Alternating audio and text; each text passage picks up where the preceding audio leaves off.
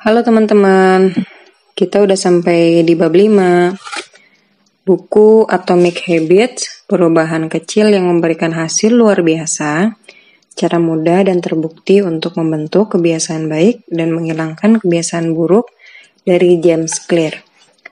Bab 5. Cara terbaik untuk memulai kebiasaan baru.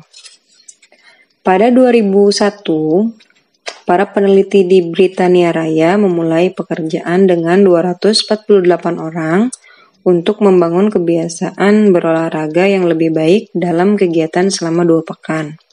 Subjek-subjek itu dibagi menjadi 3 kelompok. Kelompok pertama adalah kelompok kontrol. Mereka hanya ditanyai tentang seberapa sering mereka berolahraga. Kelompok kedua adalah kelompok motivasi. Mereka diminta tidak hanya mencatat latihan, tapi juga membaca sejumlah bahan tentang manfaat olahraga. Para peneliti juga menerangkan kepada kelompok ini bagaimana olahraga dapat mengurangi risiko penyakit jantung koroner dan meningkatkan kesehatan jantung. Akhirnya ada kelompok ketiga. Subjek-subjek ini menerima presentasi yang sama seperti kelompok kedua untuk menjamin tingkat motivasi mereka sama, namun mereka juga diminta merumuskan rencana tentang kapan dan di mana mereka akan berolahraga selama pekan berikutnya. Secara khusus, tiap anggota kelompok ketiga menyelesaikan kalimat seperti berikut. Selama pekan mendatang, aku akan ikut dalam sekurangnya 20 menit latihan keras pada hari, jam, di tempat. Di kelompok pertama dan kedua, 35 hingga 38% orang berolahraga sekurangnya seminggu sekali. Yang menarik, presentasi motivasi yang diberikan kepada kelompok kedua terkesan tidak memberikan dampak yang bermakna pada perilaku. Namun, 91% anggota kelompok ketiga berolahraga sekurangnya seminggu sekali, lebih dari 2 kali presentasi normal. Kalimat yang mereka selesaikan adalah yang oleh peneliti disebut niat implementasi, yaitu merencanakan kapan dan di mana mereka akan melakukan aksi, yaitu bagaimana Anda berniat mengimplementasikan suatu kebiasaan tertentu. Petunjuk yang dapat memicu kebiasaan datang dalam bentuk sangat beragam, merasakan getar ponsel di saku, bau harum kue coklat, bunyi sirene ambulan, tapi 2 petunjuk yang paling umum adalah waktu dan tempat. Niat implementasi meningkatkan peran kedua petunjuk tadi. Secara garis besar, format untuk menciptakan niat implementasi yaitu ketika situasi X muncul, aku akan melakukan tanggapan Y. Ratusan kajian menunjukkan bahwa niat implementasi akan efektif untuk membuat kita bertahan pada sasaran. Entah melukiskan waktu dan tanggal tepatnya, Anda akan meminta suntikan anti-flu atau menjalani pemeriksaan kolonoskopi. Pernyataan-pernyataan ini meningkatkan peluang orang bertahan pada kebiasaan-kebiasaan seperti membuang sampah pada tempatnya, belajar, tidur lebih awal, dan berhenti merokok. Beberapa peneliti mendapati jumlah pengguna hak pilih meningkat ketika orang dipaksa membuat niat implementasi dengan menjawab pertanyaan-pertanyaan seperti apa rute yang akan Anda ambil ke tempat pemungutan suara? Jam berapa Anda berencana akan berangkat? Kendaraan apa yang akan Anda pakai ke sana? Program-program lain yang sukses dari pemerintah meminta warga membuat rencana yang jelas untuk mengirimkan laporan pajak tepat waktu, atau menyediakan arahan tentang kapan dan di mana mereka harus membayar denda kesalahan lalu lintas. Petunjuknya jelas. Orang yang membuat rencana spesifik untuk kapan dan di mana mereka akan melakukan sesuatu kebiasaan baru lebih mungkin terus melakukannya. Terlalu banyak orang berusaha mengubah kebiasaan tanpa gambaran terperinci tentang pelaksanaan perubahan. Kita berkata dalam hati, aku ingin makan makanan sehat saja, atau aku akan lebih sering menulis. Tapi kita tidak pernah mengatakan kapan dan di mana kebiasaan ini akan dimulai.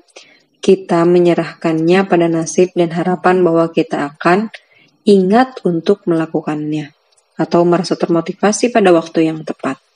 Niat implementasi menghapus pernyataan-pernyataan kabur seperti aku ingin bekerja lebih keras, atau aku ingin lebih produktif, atau aku harus datang ke TPS, dan mengubah semua itu menjadi rencana kerja konkret. Banyak orang berpikir mereka kurang termotivasi, padahal sesungguhnya mereka kurang jelas.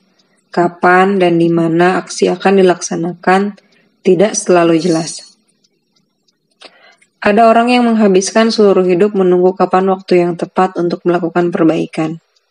Begitu niat implementasi dicanangkan, Anda tidak harus menunggu sampai inspirasi untuk memulainya datang. Apakah aku menulis satu bab atau tidak? Apakah aku bermeditasi pagi ini atau setelah makan siang? Ketika saat untuk beraksi tiba, tak perlu ada keputusan lagi. Anda cukup mengikuti rencana yang telah dibuat. Cara paling sederhana untuk menerapkan strategi ini pada kebiasaan Anda adalah melengkapi kalimat berikut.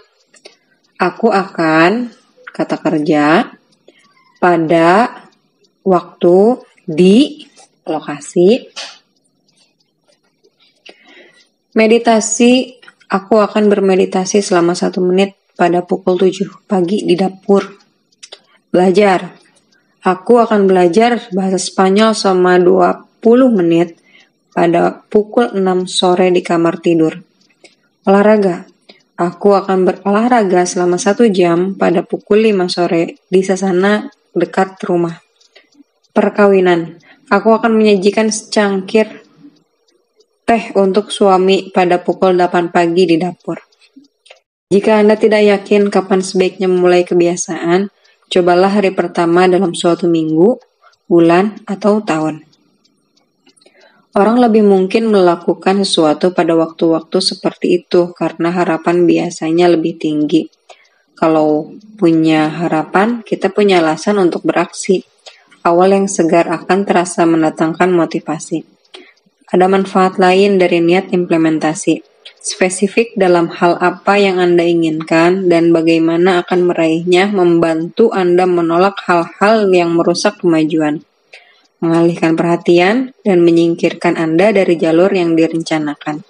Kita sering mengiyakan permintaan-permintaan kecil karena kita tidak cukup jelas tentang apa yang perlu kita lakukan untuk menolaknya. Ketika cita-cita Anda masih samar, mudah merasionalkan pengecualian-pengecualian kecil sepanjang hari dan tidak pernah mengurusi hal-hal spesifik yang perlu dilakukan agar sukses. Beri kebiasaan Anda waktu dan ruang untuk hidup di dunia ini.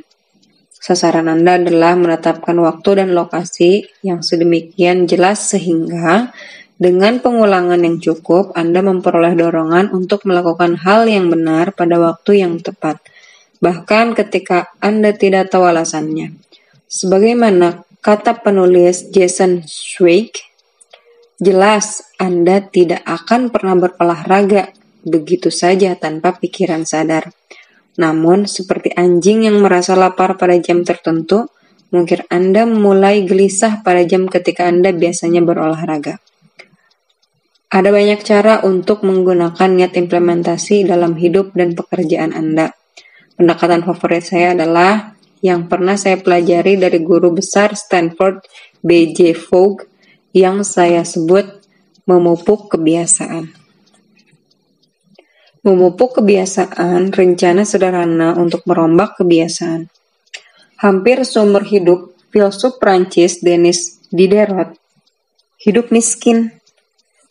Tapi itu semua berubah dalam 1 hari pada 1765. Putri Diderot hampir menikah dan ia tidak punya uang untuk membiayai pernikahan itu.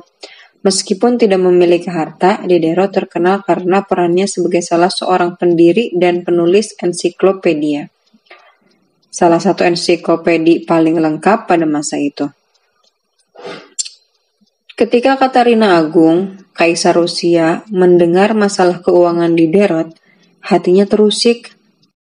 Ia penggemar buku dan sangat menikmati kehadiran ensiklopedia itu. Ia mengungkapkan niat membeli perpustakaan pribadi di Derot seharga 1.000 pound sterling, lebih dari 150.000 dolar hari ini. Dalam seketika, Diderot mempunyai uang banyak.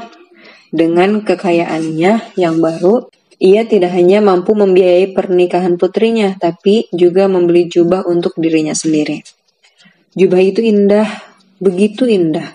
Sesungguhnya sampai-sampai ia langsung melihat bahwa jubah itu sangat tidak cocok dengan barang-barang lain miliknya yang biasa-biasa.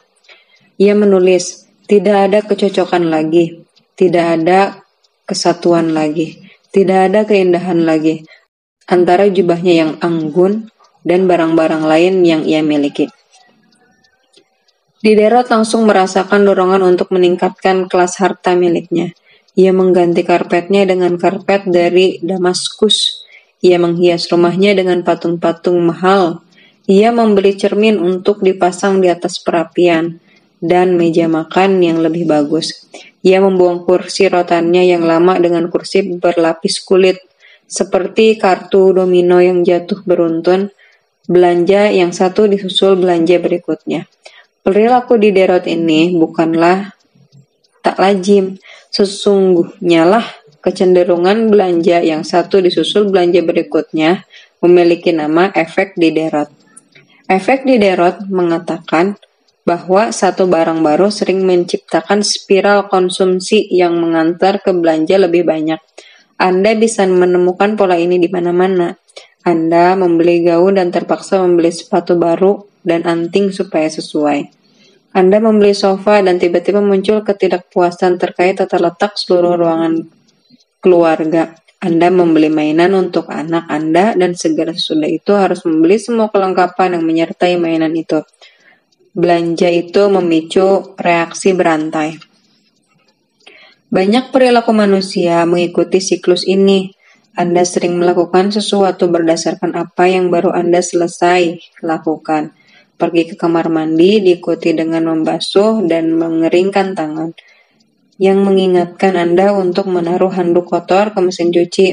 Jadi Anda menambah sabun cuci ke daftar belanja dan seterusnya.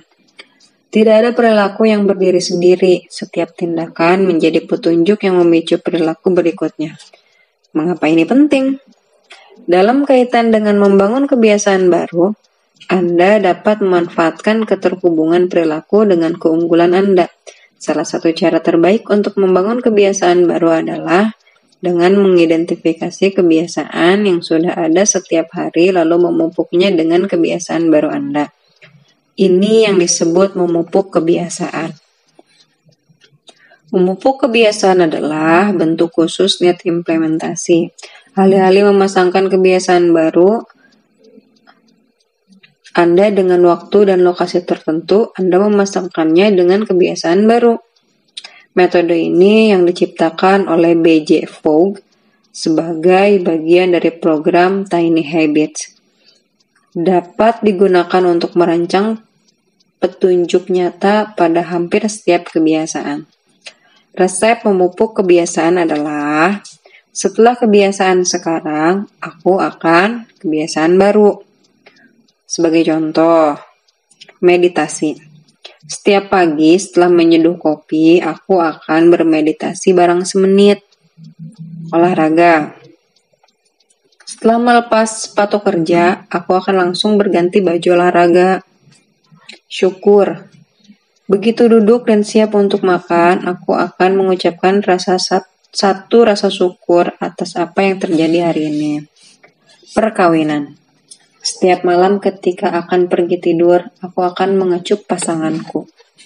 Keamanan. Setelah mengenakan sepatu lari, aku akan memberitahu seseorang, teman, atau anggota keluarga kemana aku akan berlari dan untuk berapa lama. Di sini ada gambar memupuk kebiasaan.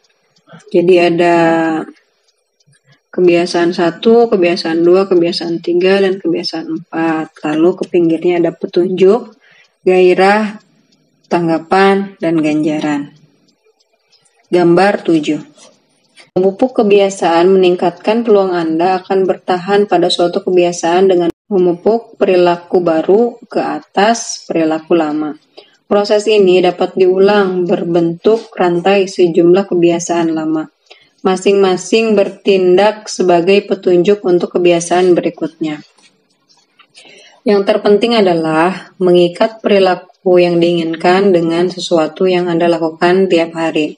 Begitu menguasai struktur dasar ini, Anda dapat memulai membuat tumpukan-tumpukan lebih besar dengan merantai kebiasaan-kebiasaan kecil menjadi satu. Ini memungkinkan Anda mengambil keuntungan dari momentum alami yang datang ketika satu perilaku disusul dengan perilaku berikutnya. Versi positif efek Diderot. Tumpukan kebiasaan rutin pagi Anda mungkin sebagai berikut. 1. Setelah menyeduh secangkir kopi, aku akan bermeditasi selama 60 menit. 2. Setelah bermeditasi selama 60 menit, aku akan menulis jadwal kegiatan untuk hari ini. 3. Setelah menulis jadwal kegiatan untuk hari ini, aku akan langsung memulai tugas pertama. Atau pertimbangkan tumpukan kebiasaan untuk malam hari berikut. 1. Setelah selesai makan malam, aku akan langsung menaruh piring di mesin pencuci piring. 2. Setelah mencuci piring, aku akan langsung membersihkan dapur. 3. Setelah membersihkan dapur, aku akan menyiapkan cangkir kopi untuk esok pagi.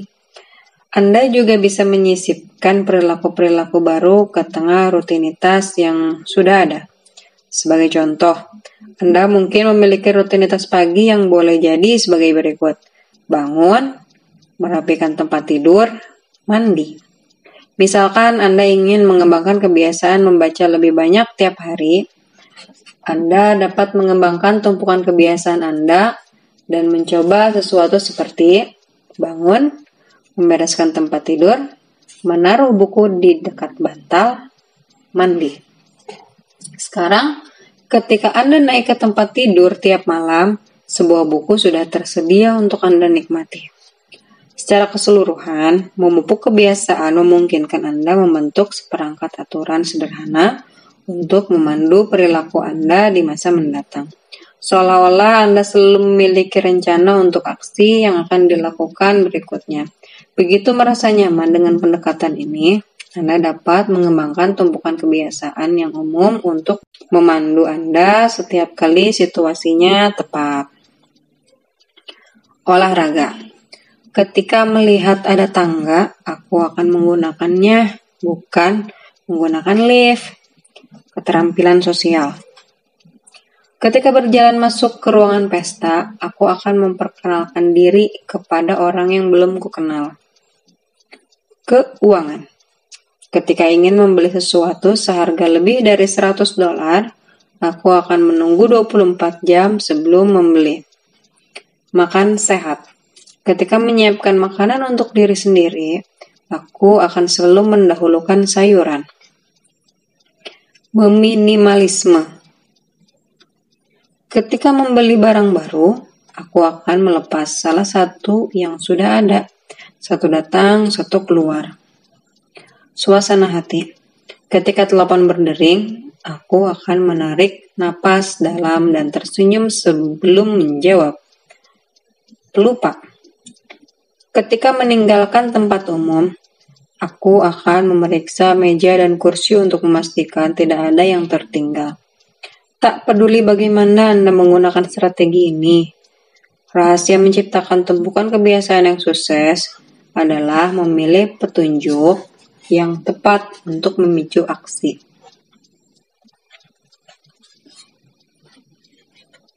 Tidak seperti niat implementasi yang secara fisik menyatakan waktu dan lokasi untuk suatu perilaku, memupuk kebiasaan secara tersirat memiliki waktu dan lokasi yang sudah menyatu. Kapan dan di mana Anda memilih menyisipkan kebiasaan ke dalam rutinitas sehari-hari dapat menghasilkan perbedaan yang besar. Bila Anda sedang mencoba menambahkan meditasi ke rutinitas pagi, tapi pagi itu serba kacau dengan anak-anak yang terus berlarian di dalam rumah, berarti itu waktu dan tempat yang salah. Pikirkan kapan Anda akan paling mungkin sukses. Jangan memaksa melakukan kebiasaan baru ketika Anda cenderung sibuk dengan sesuatu yang lain. Petunjuk Anda juga harus memiliki frekuensi yang sama dengan kebiasaan yang Anda inginkan. Bila ingin melakukan kebiasaan setiap hari, tapi Anda menumpuknya di atas kebiasaan yang hanya terjadi pada hari Senin, itu bukan pilihan yang bagus. Satu cara untuk menemukan pemicu yang tepat bagi tumpukan kebiasaan adalah melalui curah pendapat atau daftar kebiasaan Anda saat ini. Anda bisa menggunakan kartu nilai kebiasaan dari bab terakhir sebagai titik awal. Sebagai ganti, Anda dapat menciptakan daftar dengan 2 kolom. Dalam kolom pertama, tuliskan kebiasaan-kebiasaan yang Anda lakukan setiap hari tanpa pernah lalai. Sebagai contoh, bangun tidur, mandi, menggosok gigi, berpakaian, mulai bekerja, makan siang, pulang kerja, berganti pakaian, membuat secangkir kopi, sarapan, mengantar anak ke sekolah, makan malam, memadamkan lampu, berangkat tidur. Daftar Anda bisa jauh lebih panjang, tapi Anda tentu sudah paham. Dalam kolom kedua, tuliskan semua hal yang pasti terjadi pada Anda. Misalnya, matahari terbit, Anda menerima pesan singkat, lagu yang Anda dengarkan, matahari terbenam. Bersenjatakan 2 daftar ini, Anda bisa mulai mencari tempat terbaik untuk menyisipkan kebiasaan baru dalam gaya hidup Anda. Memupuk kebiasaan paling berhasil ketika petunjuknya sangat spesifik dan bisa langsung dilakukan. Banyak orang memilih petunjuk yang terlalu samar. Saya sendiri pernah melakukan kesalahan ini. Ketika saya ingin memulai kebiasaan push up, tumpukan kebiasaan saya adalah ketika istirahat makan siang. Aku akan melakukan push up 10 kali. Sepintas lalu ini terkesan wajar. Namun, sejenak kemudian saya sadar bahwa pemicu ini tidak jelas. Apakah push up akan saya lakukan sebelum makan siang atau sesudah makan siang? Di mana saya akan melakukannya? Setelah beberapa hari yang tidak konsisten, saya mengubah tumpukan kebiasaan saya menjadi setelah menutup laptop untuk makan siang, aku akan push up 10 kali di samping meja kerja. Ketidaktegasan hilang. Kebiasaan seperti membaca lebih banyak atau makan lebih baik adalah alasan yang bagus. Tapi sasaran-sasaran ini tidak menyediakan instruksi tentang bagaimana dan kapan dilakukan. Harus spesifik dan jelas. Setelah menutup pintu, setelah menggosok gigi, setelah duduk di meja, spesifik itu penting. Makin erat kaitan kebiasaan baru Anda dengan petunjuk yang spesifik, makin besar peluang Anda akan mengingatnya ketika tiba saatnya beraksi. Kaidah pertama perubahan perilaku adalah menjadikannya terlihat. Strategi seperti niat implementasi dan memupuk kebiasaan tersebut cara paling praktis untuk menciptakan petunjuk-petunjuk nyata untuk kebiasaan dan merancang rencana yang jelas tentang kapan dan di mana aksi akan dilakukan. Kita masuk ke ringkasan bab 5. Kaidah pertama perubahan perilaku adalah menjadikannya terlihat. 2 petunjuk paling umum adalah waktu dan lokasi. Membuat nilai implementasi adalah strategi yang dapat digunakan untuk memasangkan kebiasaan baru dengan waktu dan lokasi tertentu. Rumus niat implementasi adalah aku akan perilaku pada waktu di lokasi. Memupuk kebiasaan adalah strategi yang dapat digunakan untuk memasangkan kebiasaan baru dengan kebiasaan yang sudah ada.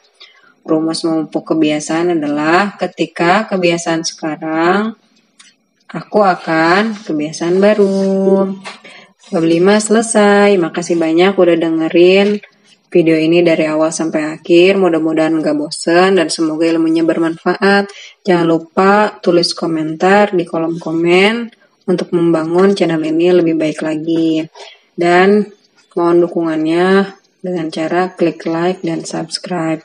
Jangan lupa juga untuk membeli buku aslinya ya untuk mendukung penulis karena dia udah